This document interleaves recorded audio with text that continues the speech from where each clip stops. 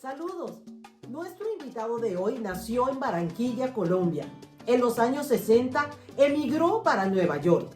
Nando Alberiche es uno de los mayores conocedores de la música afrocaribeña y hoy comparte con nosotros de su infancia, su vida y de su gran carrera en la farándula de la Gran Manzana. Me atrevo a decir que Nando Alberiche es uno de los coleccionistas más influyentes. Una persona que nunca ha dejado que la fama le subiera a la cabeza. Gracias por compartir, darle like y suscribirte a mi canal. Bienvenidos a Goriaca en Español. Yo nací en la costa norte del Atlántico, Barranquilla. ¿Cuáles son tus recuerdos de tu Barranquilla? Wow, oye eso. Mi recuerdo es muy grato. Éramos de una familia muy humilde. Mi mamá llegó a vender almuerzos. Tuve gente alrededor mío que siempre me cuidó, aprendí mucho, hasta que en el año 1963 decidimos venirnos para acá, para Nueva York. Pero fíjate que en el año 1962 yo viví en Medellín, porque una hermana mía se había casado con un músico cubano, se llamaba Pedro Echemendía, bajista. Así que esa fue, ¿cómo te diría?, el encuentro con la música. Cuando yo tenía como 9 años, más o menos 10 años, fue que él se conoció con mi hermana y empecé a escuchar música cubana, escuchaba música de Puerto Rico. O sea que mi infancia, la música estuvo ahí siempre. ¿Cuántos hermanos eran? De madre y padre somos 2. Mi mamá, en otra relación, tuvo hermanos mayores que yo. En total tuvo 6.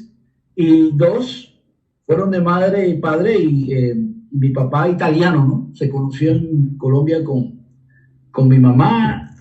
De ahí aprendí de verdad a que me gustara el pan. Mi papá comía pan hasta con melón, hasta con fruta. En el año 63 se salieron de Colombia para ir a los Estados Unidos. ¿Por qué? Una de mis hermanas mayores había ido a Venezuela, hizo carrera ya, decidió trasladarse a Nueva York. Entonces ya cuando ella estaba en Nueva York, dice, no, deben venirse. Yo creo que deben venirse porque ya yo estoy aquí y puedo facilitar. Porque en aquel entonces, para llegar a los Estados Unidos, básicamente tú tenías que tener una persona, le decía al gobierno de los Estados Unidos, estas personas no van a hacer ninguna carga para el gobierno, yo estoy aquí, las represento, respondo por ellas, y se nos hizo fácil venir.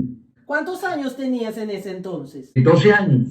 ¿Y cómo fue ese cambio? Me impactó, experimenté ratos difíciles, porque desafortunadamente en el área donde yo fui a vivir había gente que todavía no aceptaba a lo que aquí se le dice gente de color, gente latinos. ¿Qué estudiaste? Entré a la escuela primaria, pasé a lo que le llaman bachillerato, high school, fui a un año de universidad, no me gradué sencillamente porque empecé a trabajar y a estudiar.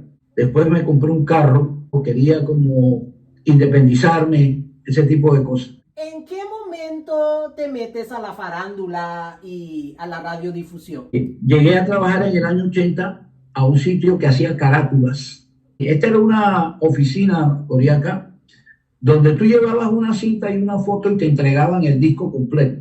Entonces ya yo ahí me empecé a codear con músicos. Entonces ahí te vas envolviendo en el mundo de la farándula. Exacto. Una vez el Gran Combo, cuando celebró los 30 años, me invitaron para que yo le presentara el premio. Esa fue la primera vez que yo subí al escenario del Madison Square Garden para presentarle el premio por récord de venta. Después que trabajé ahí en B-Miles, fui a trabajar con la distribuidora de lo que era la SAR Records, que era Sergio, Adriano y Roberto. Y ahí también desarrollé mucho conocimiento de las grabaciones, de los números de referencia de los discos, porque yo salía a vender discos. Se me ocurre entrar a la radio para compartir música con el público, y el primer programa se llama Salsa Ayer y Hoy, porque siempre me ha gustado enlazar, hilvanar el pasado con el presente. Y ahí te metiste a la radio. empezaste a subir, por varios años fuiste el maestro de ceremonia en el festival famoso de salsa en Madison Square Garden, trabajaste con tantos artistas grandes ahí, renombrados. ¿Qué te ha dejado? Me ha dejado, ante todo, la satisfacción. Si puedes hacer algo que te gusta, hazlo, porque vas a sentir de que no estás trabajando. Como el negocio de la música, especialmente en una sociedad de consumo como esta, cambia cada rato, es inestable, vamos a hablarlo de esa manera, pues yo siempre mantuve mi trabajo. Entonces la música siempre la tomé como eso, hacer lo que me gustaba. El hobby. Exacto. Si no cobraba nada por ella, lo estoy haciendo porque me gusta. Claro, eso me va llevando a que la gente se da cuenta que de verdad le tengo amor, y le tengo que agradecer a Ralph Mercado porque él me dio la oportunidad de trabajar, fíjate, en el Madison Square Garden, en el Palladium de Nueva York de los años 80 y 90, y en el famoso Village Gate, cuando se hacían los encuentros de la salsa y el jazz. Para que él me diera esa oportunidad, mira lo que sucedió. Yo siempre había incursionado a la música comprando el tiempo. Me cobraban $300 la hora en aquel entonces. Y yo, después que salía a vender los anuncios yo mismo y llegaba a los $600 para cubrir, ya yo no vendía más. Yo lo que tenía interés era el que no salía la plata de mi bolsillo. Y entonces Real Mercado hacía sus conciertos, le pagaba mucha publicidad a emisoras comerciales que en realidad tocaban más la música de Julio Iglesias, en aquel entonces, de Puma, de La Pantoja, de baladas, y no se fijaban mucho en la música que vendía Real Mercado en los conciertos. Entonces, el Real Mercado una vez llegó a mi programa, ya yo tenía un programa en FM, me dice, no, Nando, vengo aquí a traerte estos volantes para el evento tal y tal y tal. Oiga, y él dijo que llegaba ahí por unos minutos, y resulta que se quedó como 2-3 horas, y se repitió. Entonces en una yo le digo, señor Mercado, los que trabajamos en este tipo de emisora sin ánimo de lucro, porque éramos varios, que sí tocamos su música, la música que usted vende en los conciertos, nos preguntamos por qué usted no le da una oportunidad a nosotros, porque los locutores que usted tiene ahí de las otras emisoras, aparte de que no le tocan la música, no conocen esta música. Óigame, cuando yo le digo eso a ese señor, primero como que le chocó, pero después, muy hábil, se sonríe. Me dice, ¿qué es lo que me estás diciendo? ¿Que te dé una oportunidad para esto? Y le digo, claro, porque nosotros, entonces dice, tú lo que quieres es que yo te haga famoso. Así me dijo. Yo trabajaba en 3 partes. Cuando hacía los conciertos en el Madison, eso era una cosa, pero eso eran 2 veces al año. Pero continuamente, semana a semana, era el Palladium y el Village Gate. Entonces de ahí me empezaron a salir más cosas y uno desarrolla una imagen. Lo que me ayudó a mí también fue que nunca se me dio de que ya yo llegué y voy a vivir de esto. Como te dije, siempre mantuve mi trabajo para de verdad sentirme independiente. RMM ya no existe, el señor Rafi Mercado lamentablemente falleció también. ¿La salsa todavía sigue con ese mismo calentura ahí en Nueva York? Ahora que Real Mercado no está, la música definitivamente no está en el mismo nivel que estaba antes. Pero básicamente yo creo que si me tocara hacerlo de nuevo, lo haría igual. ¿Tus hijos no se metieron, no siguen tus pasos, no hacen nada con la música? Aparte de bailarla y de disfrutarla, no. Es importante tener el apoyo de la familia, y respetaron el hecho de que, a pesar de que en esos tiempos yo no cobraba, y todavía no cobro.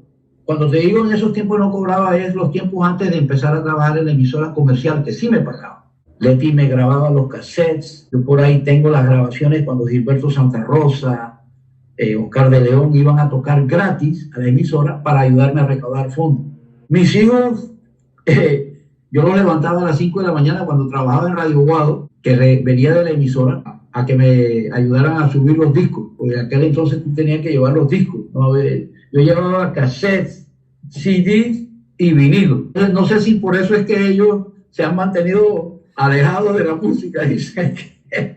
Ahorita estás con la Tropical Moon TV, que es una plataforma online, y también sigues también con tu programa de WBAI en 99.5 FM. La WBAI sí, es una emisora que existe como para darle voz al que no tiene voz. Has organizado también un Lifetime Achievement Award. El Lifetime Achievement Award es un reconocimiento para artistas que tienen 50 años tocando, que todavía están con nosotros, algunos que se habían ido. Acuérdate que esta es una sociedad de consumo y aquí un disco dura 3 meses y después viene el próximo y te olvidaste del que sonó por 3 meses y son tantas las producciones que salen, ¿no? ¿Has ganado premios, reconocimientos? Fíjate, el único que se me viene a la mente es en el año 89, el que era el presidente de Manhattan, del condado de Manhattan, declaró Con Sabor Latino Day, el Día de Con Sabor Latino. Pero como te dije, hago lo que hago verdaderamente por amor a la música, y la satisfacción más grande es sentir cómo uno marca una diferencia en el ambiente musical, en el panorama musical de una ciudad como Nueva York. Cuando uno marca una diferencia y uno sabe que uno se distingue, se aparta del resto del pelotón por la programación que hace, ya uno como que dice, ese premio no me lo tiene que dar nadie o una organización de nada, porque me lo está dando el público, lo está reconociendo.